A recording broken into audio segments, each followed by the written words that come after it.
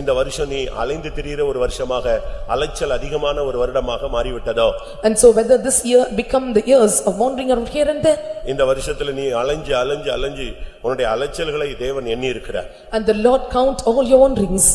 எத்தனை எவ்வளவு தூரம் நீ அலைஞ்சேன்னு உனக்கு தான் தெரியும். And you know well and how many times you wandered around. ஒருவேளை அது நல்ல அலைச்சலா இருக்கலாம் இல்ல தீய அலைச்சலாக இருக்கலாம். And sometimes it may be the good moving or it may be the bad movings. 40 வருஷம் அந்த ஜனங்கள் அலைந்து திரிந்தார்கள். These people in the wilderness and they wandered for 40 years. அவர்களை சுற்றி திரிந்து சுற்றி நாட்களை வீணாக்கி கொண்டே இருந்தார்கள். And they roamed around to and fro and they spoiled or wasted their life. ஒரு கணக்கு சொல்லுகிறது 40 நாளிலே அவர்கள் கானானுக்குள் போகலாம் என்று. And one of the point is saying that and within 40 days and they can reach Canaan. இன்னொரு கணக்கு சொல்லுகிறது 11 நாளிலே அவர்கள் கானானுக்குள்ளே போய் விடலாம் என்று. And another calculation says and within 11 days and they can cross into Canaan. ஆனால் இந்த ஜனங்களோ வருஷக்கணக்காக அலைந்து திரிந்தார்கள். But these people and they wandered around for years together. இந்த வருஷம் உன்னுடைய அலைச்சல்கள் எவ்வளவு இருந்தது என்பதை நீ சிந்தித்து பார். Just consider and how many were wanderings in this year. நியாயாதிபதிகள் 4ஆம் அதிகாரத்தை பார்க்கும் பொழுது when we look into Judges chapter 4 3ஆம் வசனம் என்ன சொல்லுகிறது? and what third verse says? இந்த வருஷம் ஒடுக்கப்பட்ட ஒரு வருடமாக உனக்கு இருந்திருக்கலாம். And this year it may be the year of oppression. மனுஷருடைய ஒடுக்குதல் and oppression of men. சரீரத்திலே ஒடுக்குதல். oppressed in your body. உன்னுடைய குடும்பத்தாரால் உன்னுடைய வேலை ஸ்தலங்களிலே நண்பர்கள் பல இடங்களிலே சமுதாயத்திலே நீ ஒடுக்கப்பட்ட ஒரு நிலவரத்துக்கு இந்த வருஷம் தள்ளப்பட்டிருப்பாய். And you may be cast to the state of oppression by your family members, by your society or your friends or relatives or they that are working with you. ஒரு நாள் அல்ல. And confidence. இது எத்தனையோ வருடங்கள் நீ ஒடுக்கப்பட்டு தான் நீ திரிந்து கொண்டே இருக்கிறாய். And you were under the oppression for many years. ஒடுக்குகிறவன் அதுவும் கொடுமையாக ஒடுக்கப்பட்டார்கள் என்று வருஷங்களை கணக்கு கொடுத்து சொல்லப்பட்டிருக்கிறது. An oppressor and they were oppressed for years together. இன்னைக்கு எத்தனை பேர் ஒடுக்கப்பட்ட நிலவரத்தில் இந்த வருஷத்தை நீங்கள் கடந்திருக்கிறீர்கள்? And today how many were crossed this year under the state of oppression? ஒரு விசாலமான பாதை இல்ல. And there is no broad way. எங்க போனாலும் and wherever you go, குடும்பத்திலும் சரி, even in your family, சமுதாயத்திலும் சரி, even in the society, ஆவிக்குரிய வாழ்க்கையிலும் சரி, even in the spiritual life, ஒரு நெருக்கத்திலும் ஒரு ஒடுக்கத்திலும் தான் நான் நடத்தப்பட்டேன். and I was planted in the days of affliction and oppression. அருமையான சகோதரனே சகோதரியே, உன்னுடைய இந்த வருடம் எப்படி போனது என்பதை நீ இப்பொழுது flashback திருப்பி பார்க்க வேண்டிய ஒரு time. And dear beloved sister and brother, and this is time for you turn back and see and how the days passed for you in this year. 2 Samuel 13ஆம் அதிகாரத்தை பார்க்கும் பொழுது, when we look into 2 Samuel chapter 13, இந்த வருஷத்துல உங்களை நடத்தின காரியங்களை குறித்து நான் அதிகமான வசனங்களை உங்களுக்கு முன்பாக வைப்பேன். and I will place before you many word of God and how the Lord led you in this year. 2 Samuel 13:38 பார்க்கும் பொழுது, when we look into 2 Samuel chapter 13 verse 38, Absalom ஒரு காரியத்தை செய்த பொழுது அவன் துரத்தப்பட்டான். and Absalom when he committed one thing and he fled away. அவன் ஓடி போன இடம் எது? and what was the place that he ran away? அவன் வருஷக்கணக்காக கேசூர் என்ற இடத்துல போய் இருந்து விட்டான். and for years together and he remained in the place called Geshur. கேசூர் என்றால் யார்? எந்த இடம்? and what is the place called Geshur? அதே 2 சாமுவேல் 3:3 பார்க்கும் பொழுது, and when you look into 2 Samuel chapter 3 verse 3, அது அவனுடைய ஜென்ம தேசம். and that is his ancient name. அவன் கேசூரை சேர்ந்தவன் தான்.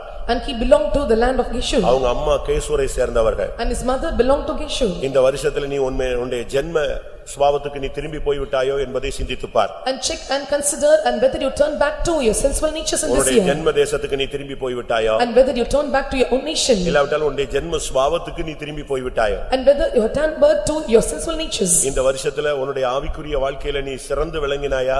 இல்லாவிட்டால் நீ போய் ஜென்ம தேசத்துல போய் வருஷக்கணக்காக உன்னுடைய ஜென்ம சுபாவத்துல மறுபடியும் அந்த பழைய மனுஷன், பழைய தன்மை, பழைய வழிபாடு, பழைய பின்மாற்றங்கள் இப்படிக்குள்ளே நீ சிக்கிக் கொண்டாய். and whether you found good in your spiritual natures or you turn back to your sensual natures and turn back to the old traditions and all your old characters.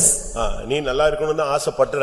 and you desire to live a good life. ஆனால் உன்னை தேவன் நடத்தின பாதையோ இல்லாவிட்டால் நீ போன பாதையோ அப்படி அமைந்து விடுகிறது. but the path that led by God and the path that you travel were wrong things. இந்த வருஷத்துல எனக்கு ஜென்ம சுபாவத்துல போய் நான் சிக்கிக் கொண்டேன், பழைய மாதிரியே மாறிட்டேன், வருஷக்கணக்கா நல்லா இருந்தேன், மறுபடியும் எனக்கு அந்த பழைய நிலவரம் வந்து விட்டது என்று எத்தனை பேர் உங்களை ஒத்துக்கொள்கிறீர்கள் என்று எனக்கு தெரியாது. and how many are going to accept yourself by saying that I not in but the old characters came unto me and I got the sensual natures, I walked accordingly. 2 Samuel 14:28 பார்க்கும் பொழுது, when we look into 2 Samuel chapter 14 verse 28, அவன் மறுபடியும் எருசலேமுக்கு வருகிறான். and once again he came back to Jerusalem. எருசலேமுக்கு வந்தாலும் அவனால் தாவீதின் முகத்தை பார்க்க முடியவில்லை. even after coming back to Jerusalem he was not able to behold the face of David. வருடக்கணக்காக அவன் எருசலேமில் இருந்தும் அவன் தாவீதை பார்க்க முடியாமல் தடுமாறினான். and he dwelt in the land of Jerusalem for years together and he could not behold the face of David. இந்த வருஷம் தேவனுடைய முகத்தை பார்க்க முடியாமல் நீ எவ்வளவு தடுமாறினாய்? And how many times you stumble not able to see the face of God? தேவனுடைய முகம் உனக்கு மறைக்கப்பட்டிருக்கலாம். And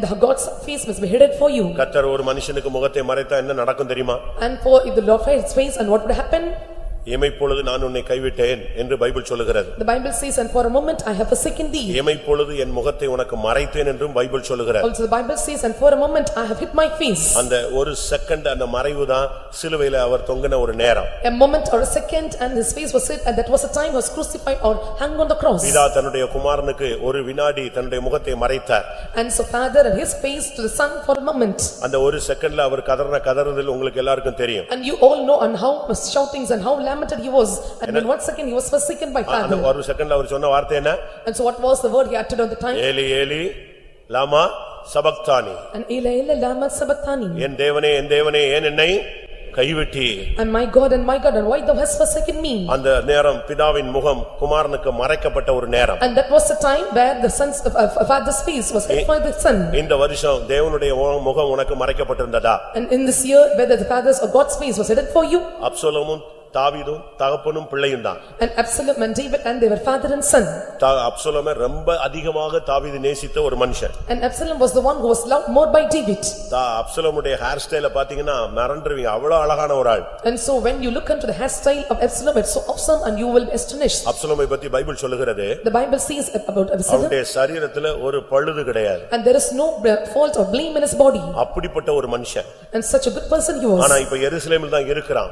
But he was dwelling in Jerusalem. ஆனா தகப்பன் முகத்தை பார்க்க முடியாது. But he could not see the face of father. அதுக்காக அவன் தவிச்சான். And he utterance. இந்த வருஷம் ஒரு தரிசனம் கிடைக்காம, ஒரு வெளிப்பாடு கிடைக்காம, தேவனுடைய முகம் கிடைக்காம, ஆண்டவருடைய பிரசன்னத்தை உணராம நீ எவ்வளவு கஷ்டப்பட்டாய் என்பதை சிந்தித்து பார். And you have to just consider and how many difficulties you suffered, not able to receive a revelation or a vision, or could not see the face of Jesus, or could not hear the voice of him. தேவனோடு உன்னால் சமாதானமாய் போக முடியல. Or not able to cope up with peace with God. உன்னுடைய குறைகளும் உன்னுடைய பலவீனங்களும் உன்னுடைய புத்தியினங்களும் உன்னுடைய மனசாட்சியை கெடுத்து விட்டது. And it corrupted your faults and brains and the conscience. உன்னுடைய மனது மிகவும் துக்கப்பட்டது. And your heart was grieved. ஆனா உள்ளத்துக்குள்ள ஒரு ஆசை, தகப்பனுடைய முகத்தை பார்க்கணும். But you had a great desire in heart, but somehow to see the father's house. ஆனா ஒரு தரிசனம் கிடைக்கல. And you got a vision. ஒரு வார்த்தை கிடைக்கல. And not received a ஒரு word. சொப்பனம் கிடைக்கல. And did not receive ஒரு a dream. வெளிப்பாடு கிடைக்கல. And there is no revelation. அருமையான சகோதரனே சகோதரியே, இந்த பாதையில நீ சென்றிருக்கிறாயா என்பதை சிந்தித்து பார். And dear beloved sister and brother, and just think and consider whether you travel in these paths. 1 ராஜாக்கள் 17:1 பார்க்கும் பொழுது,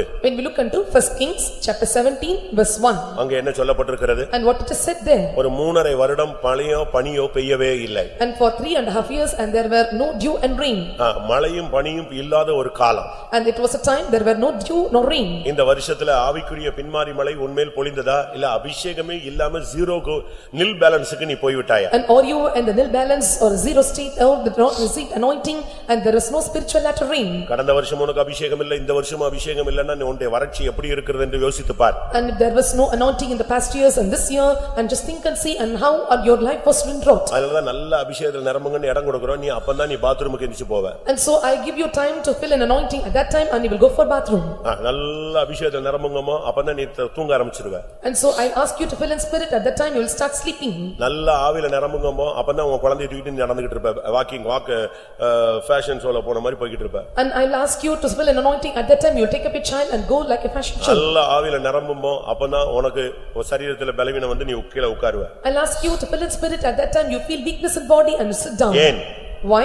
உனக்கு ஆவிக்குரிய பின்மாரி மழை இல்ல. Because and there is no spiritual lattering for you. அபிஷேகம் உன்மேல் இறங்குறது இல்ல. And there is no anointing descending upon you. ஆசீர்வாதமான மழை உன்மேல் பெய்கிறது இல்ல. And there is no blessings as rain. சம்பூர்ணமான மழை உன்மேல பொழியிறது இல்ல. And there is no sumptuous abundance of rain upon you. பின்மாரி மழை உன்மேல பொழியிறது இல்ல. And the latter rain is not showered upon you. உன் பக்கத்துல உள்ள ஆவியில நிரம்பறான், உன்னால நிரம்ப முடியல. The nearby they are filling in spirit, but you are not able to fill in spirit. அவனுக்கு தரிசனம் கிடைக்குது, உனக்கு கிடைக்கிறது இல்ல. And they receive the visions, but you could not. அவன் கர்த்தர் பேசினாருங்கறான், உன்னால பேசினார்னு சொல்ல முடியல. And they are saying that Lord is speaking with him, but you are not able to see that. அதனால உனக்குள்ள வளர்ச்சி இல்ல. And so there is no growth.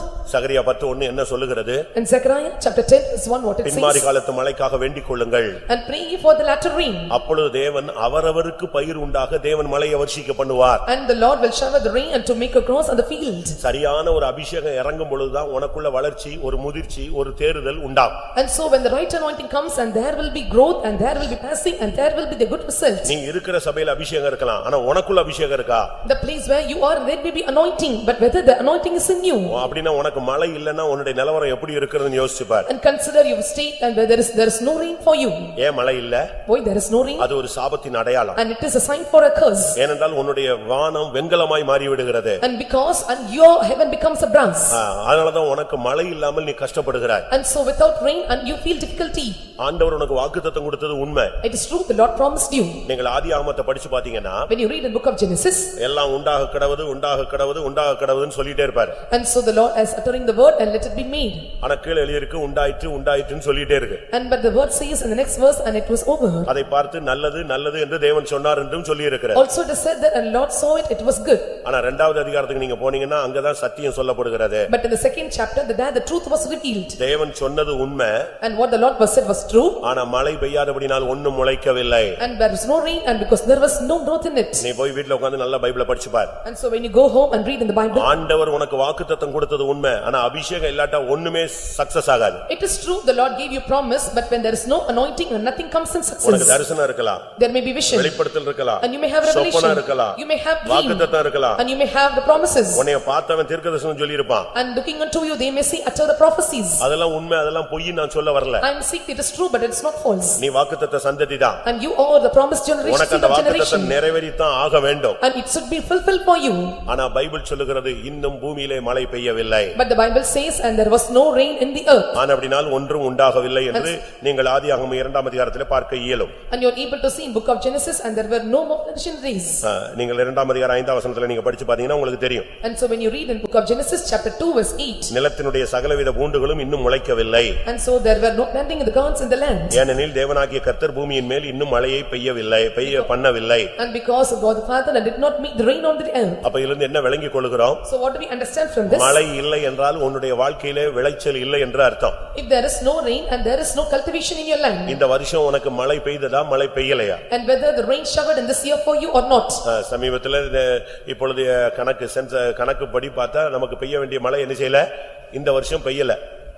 And according to the account that we see and the rain that should be showered in this year was not showered. அது பரவாயில்லை. It's okay, it's not matter. தேவனால ஒரு நாள்ல பெய்ய வைக்க முடியும். And the Lord is able to shower in a day. ஆனா உனக்கு அபிஷேகம் பெய்ஞ்ச உன் மேல மழை போல பொழிந்ததா? Whether the anointing showered upon you like rain. உன்னுடைய உச்சந்தல இருந்து உள்ளங்கால் மட்டும் அந்த மழை பொழிந்ததா? And whether the rain showered upon you from the crown of the foot to the sole of the foot. எத்தனை நிமிடங்கள் நீ ஆவியில நிரம்பி இருப்பாய்? And how many minutes are you filled in spirit? எத்தனை மணி நேரம் நீ ஆவியில நிரம்பி இருப்பாய்? And how many hours you filled in spirit? இந்த 364 நாள்ல in these 364 days எவ்வளவு மணி நேரம் நீ அபிஷேகத்துக்குள்ள இருந்திருப்பன்னு யோசிச்சு பாரு. And think and see how many hours and you felt in anointing. இல்லட்டா உனக்கு மழை இல்லன்னு சொன்னா உனக்குள்ள தேவனுடைய வாக்குத்தத்தங்கள் இந்த வருஷத்துல நிறைவேறி இருக்க வாய்ப்பே கிடையாது. If there is no rain and there is no chance for the promise of God to be fulfilled in your life in this year. 2ஆம் ராஜாக்கள் 25ஆம் அதிகாரம் 1ஆம் வசனம். Second Kings chapter 25 verse 1. சத்துரு அந்த வருஷம் முழுவதும் முற்றுகை போட்டான். And the enemy seized throughout the year. எங்கே தேவனுடைய பிள்ளைகள் இருக்கிறார்களோ அங்க சத்துரு போராடுவார். And so where the people of God and their enemy will come and attack them. ஆனா வருஷக்கணக்காக அங்கே முற்றுகை இருந்து கொண்டே இருந்தது. And so for many years together and they sieged the place. வருஷம் 10ஆம் மாதத்துல தொடங்குனது அது பாட்டுக்கு போயிட்டே இருக்கிறது. It started in the 10th month, it continued. இன்னைக்கு இந்த வருஷம் முழுவதும் சத்துருவினுடைய ஒரு முற்றுகை உனக்கு இருந்ததா? And whether you had the siege of the enemy throughout this year. உன்னால ஜெபிக்க முடியல. Not able to pray. உன்னால எங்க போணும்னாலும் போக முடியல. And wherever you need to travel you are not able to move. கர்த்தருக்காக எதையாவது செய்யணும்னு வாஞ்சித்தா அதுவும் முடியல. And you decide to do something for God but you could not. ஏன்?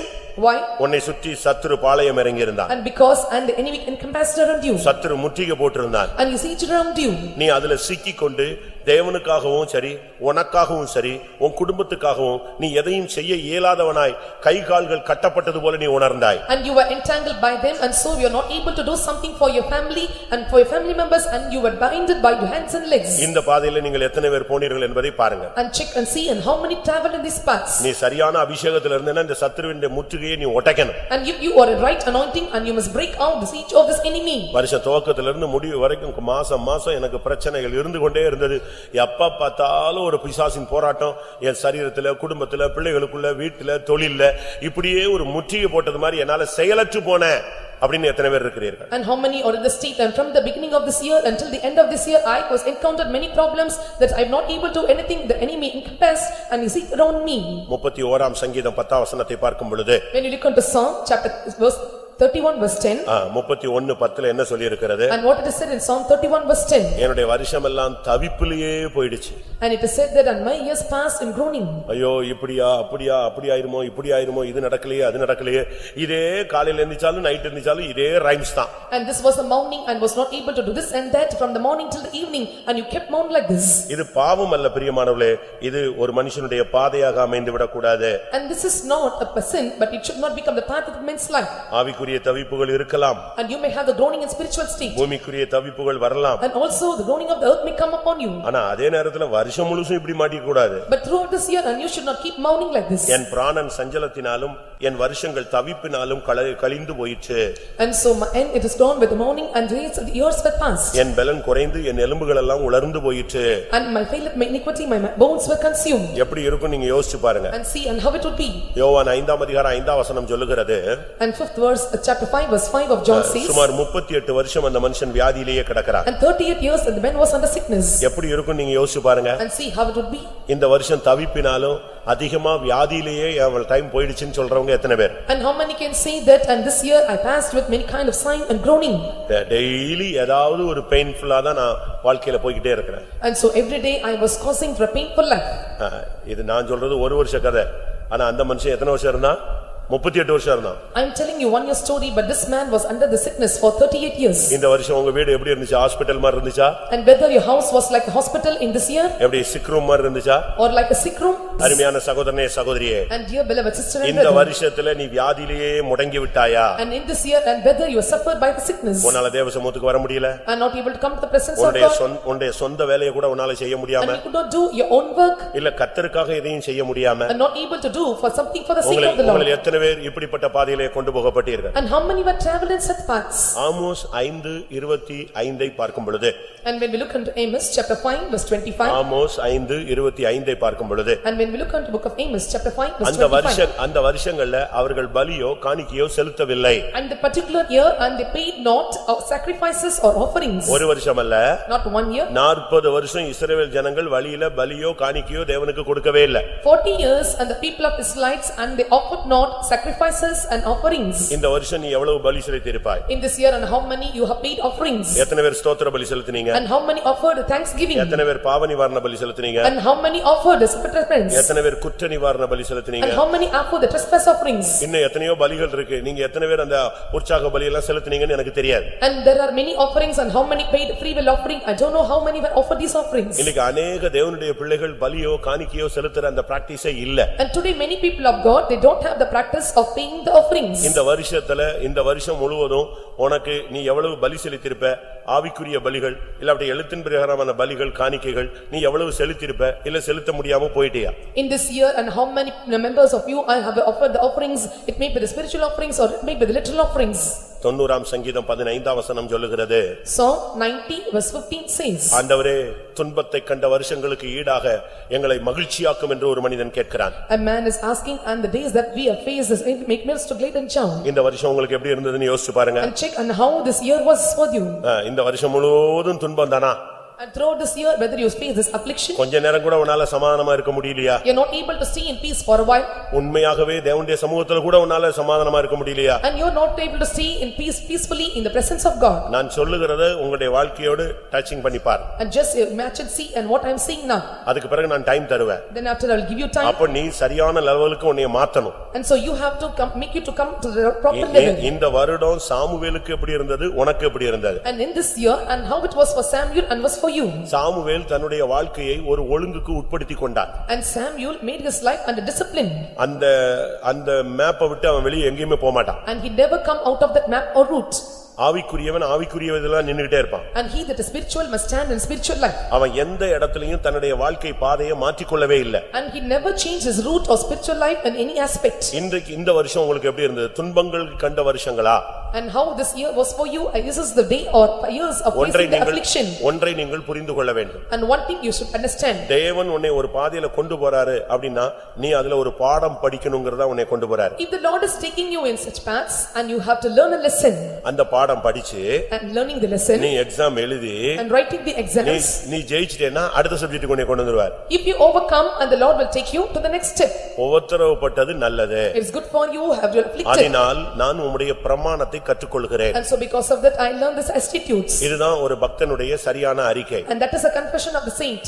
நீ பஞ்சத்துல போகலாம், You may go into famine, நீ அலைந்து திரியலாம், or you may wander around here நீ and there, ஜென்ம தேசத்துக்கு போகலாம், or you can go to your own nation, மழை இல்லாமல் நீ தவிக்கலாம். or you may stay without rain.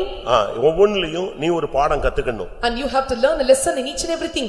இயேசு கிறிஸ்து இந்த உலகத்துல வந்து பட்ட பாடுகளினாலே கீழ்ப்படிதலை கற்றுக்கொண்டார். And Jesus Christ, and because of the suffering he suffered and he learned obedience. அதுபோல இந்த வருஷத்துல தேவன் உன்னை நடத்தின பாதையில நீ எவ்வளவு தெய்வீகத்தை கற்றுக்கொண்டாய்னு சிந்திச்சு பார். And you have to consider and how much divinity you have learned this year. The Lord have taken you in this path.